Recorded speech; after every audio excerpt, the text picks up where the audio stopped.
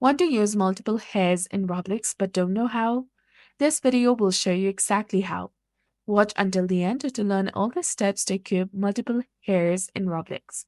So first, you need to go ahead and open your Roblox avatar editor. Go to the head and body section and then go to the hair section from the drop-down menu. Here you will see all the hair that you have claimed in Roblox. Now open a new tab and go to Chrome Web Store. Search for BT Roblox. Go ahead and install this extension on your web browser. You can see that I've already installed it. Now make sure that you launch the BT Roblox and then refresh the page and go to the hair section. Now you can equip multiple hairs in Roblox.